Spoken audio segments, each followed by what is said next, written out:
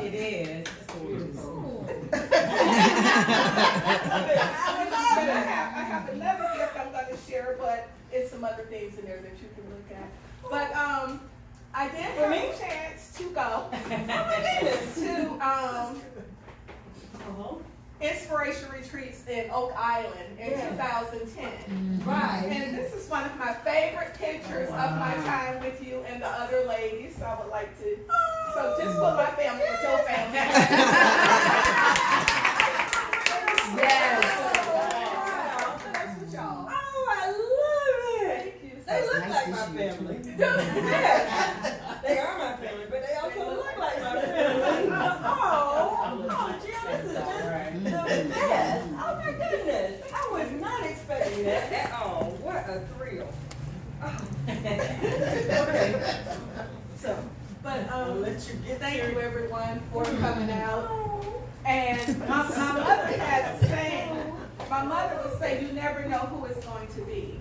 Yes. And Pastor Shari and I talked about it. We didn't know who was coming. I told her, I don't want to know. We're just gonna let God send us whoever He wants to. Amen. But thank you for sharing my bio. And what I'm going to do, I'm just going to talk a little bit about, I'm an art educator here in Cumberland County, elementary school.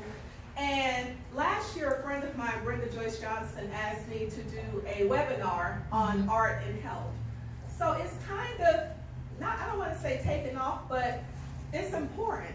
Very. And through research, because I'm coming to you as an arts educator, not as a medical professional, but through research that I found, I'm going to share some of that with you. And then I do have a couple different ideas on how you can incorporate art into your everyday lives. Okay. For we are God's masterpiece. He has created us anew in Christ Jesus. So we can do the good things He planned for us long ago. Ephesians 2:10.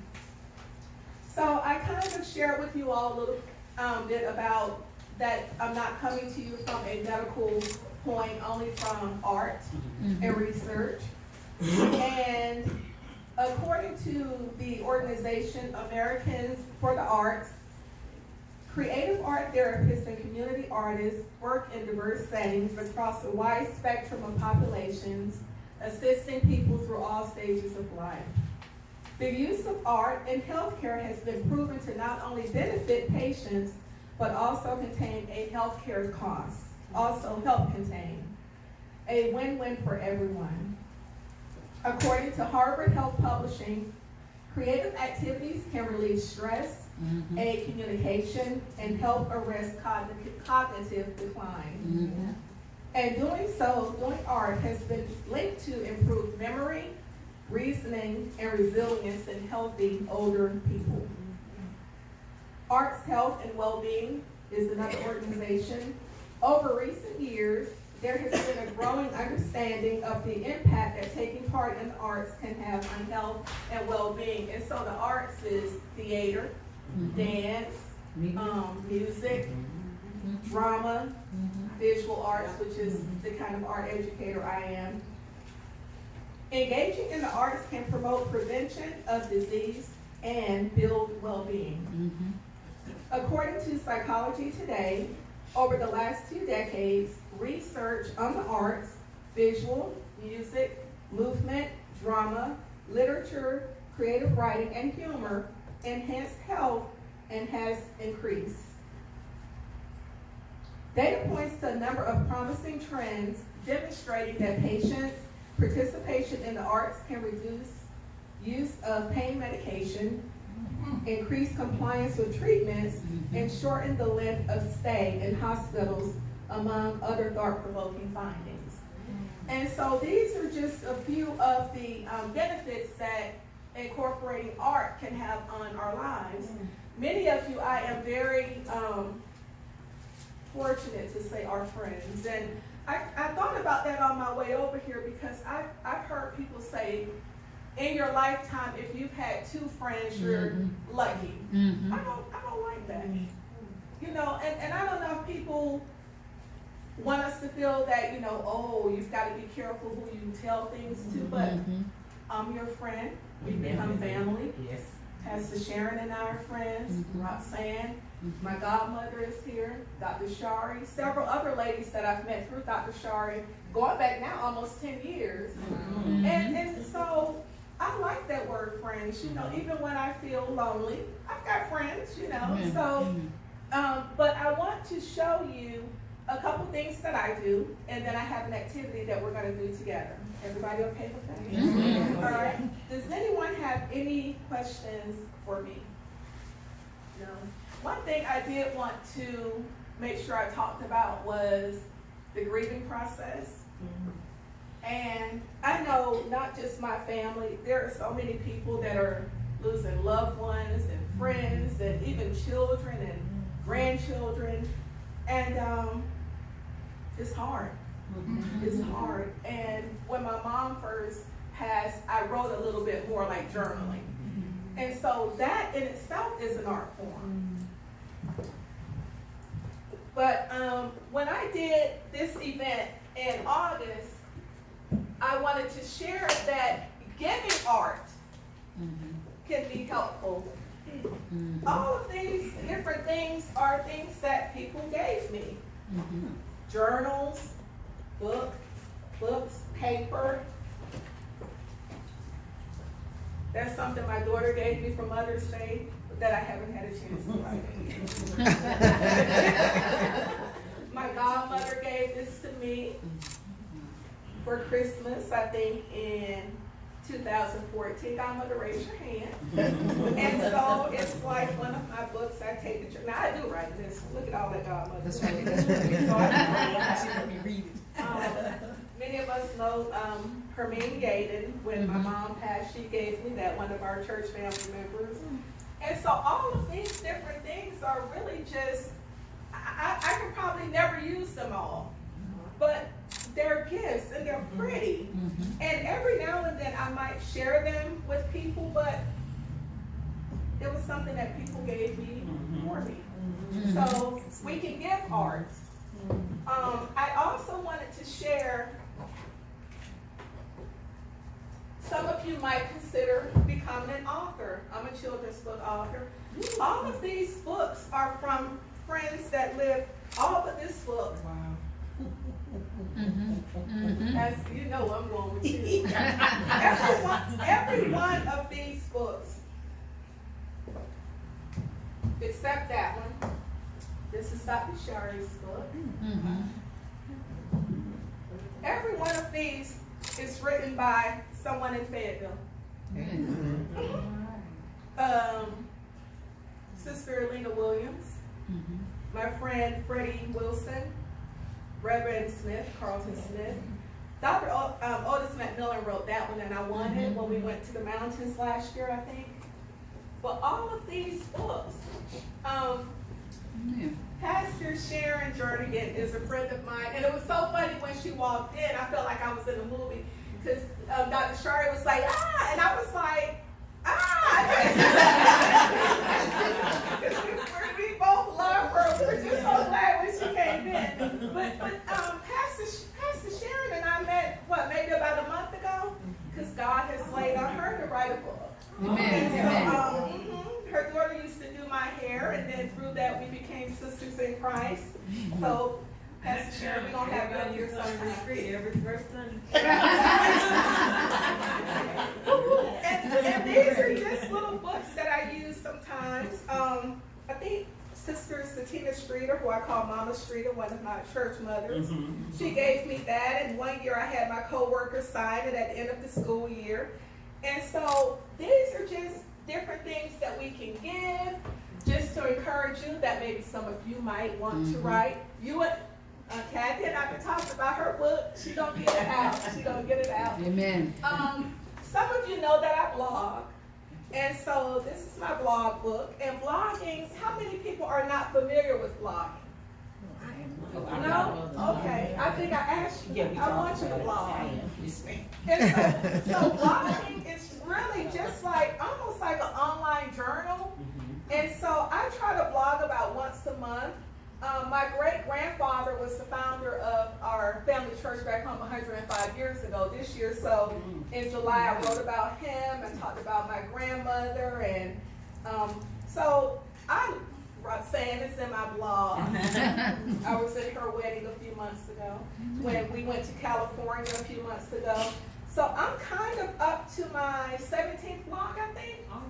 And I do have a website. So for those of you who might be interested in blogging, we can talk about that. Adult coloring books. Sister Nellie Smith told me that she got her one and she went somewhere and she put it in the car. And so a lot of people are not working now. So you can journal, you can color, you can do anything you want. This book is my Zentangle. And Zentangling is really just like a really, it's a form of doodling, but it's a really, it's an art form that has really taken off.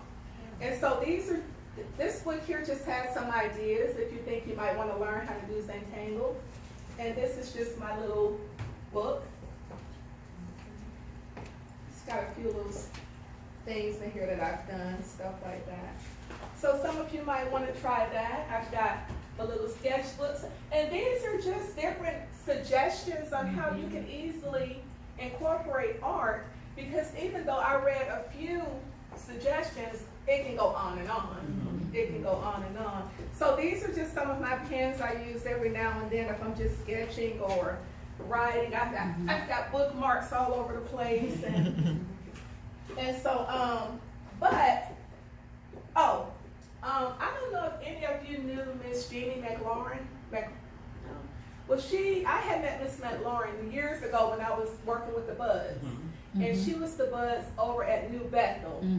And she became one of my church mothers, and she became a big part of my life because aside from the family, my church family, Dr. Shari, Roxanne, the different people God has put in my life, I've been away from my family aside from my husband and the girls, my daughters. But when Mr. McLaurin had passed, she called me, she said, Daddy died. I said, Daddy died? Because she was the one that I had never known her well. And he had a heart attack. So I was braiding my hair. This was in 2012. I tied my hair up, and I got to the hospital, and y'all, they were waiting for me like I was family. So, what was the pastor's name? McDougal. Reverend McDougal and somebody else, they were waiting for me like, because I had become their daughter. And so, but I did that fan when he passed. So you can create your own fans. When I had my birthday party, I made fans. All of this is just art, okay? So if you want to learn how to make your own fans, I'll show you how to do it. All right, now, so what we're going to do today, we are going to do pop art. And I did this with my students a couple years ago, and it took off really well. And when we did this in August, we did it at the Neighborhood Resource Center. And we ended up, all the ladies made a quilt. Well, we're not going to do that today because some of them ladies wanted to take their art home. But we put them all together, and I'm like, no, today everybody will take their own home. So I have a couple different templates that you can choose from. And what you do, I'll have Kathy help me with these, maybe put one on each table. I've already done step 1 and 2. So what you do is, step 1 is you make lines. Step 2 is you add a shape on top of the lines. I've already done that because it would have taken too long for us to do it here. So what you do inside, well, I made 3 times at the job, y'all. So inside of the shape, you choose, Roxanne, can you get that box under your shirt? You choose, you can use markers, you can use colored pencils, you can use crayons. I find that when you use more than one media, it gives it more texture. So, okay, so we're going to put these out just a minute. Okay, so you can use 2 different colors inside of your shape, or 3 if you want to. And then outside of the color, outside of your shape, you can choose 2 or 3 different colors to color it in. All right, so we got the cross. Okay, hold that just a minute. Don't pass them out. They're going to choose their own. We have got the dove for love. I knew we were going to have some ladies who like doves. We have hearts. So you make hearts. And I would be remiss if we did not have inspiration retreat. Wow.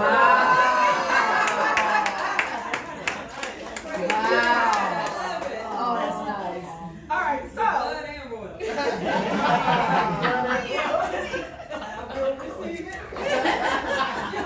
You come back. All right, so we've got, so you just choose whichever one you want. We'll put on some music. We've got, now what happens after you color it, and I know some people are gonna have to leave a little bit earlier, Godmother has to leave a little bit early, so Godmother just take it away.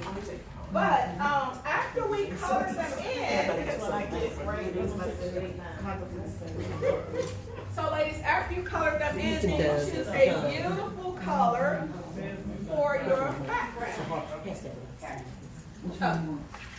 And then you can use either, we've got glue over here. Here's some crayons. Anybody like what? Who hasn't colored with crayons in a while? Who wants some crayons? Put some crayons on this table. Here, Roxanne. Question. Yes.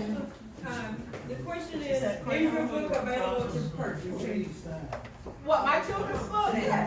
No, I don't want to sell them today, but I can give you my card. Yeah, this is about. I don't want to use crayons. You want crayon? All right, Pastor Shari, you need some music? All right.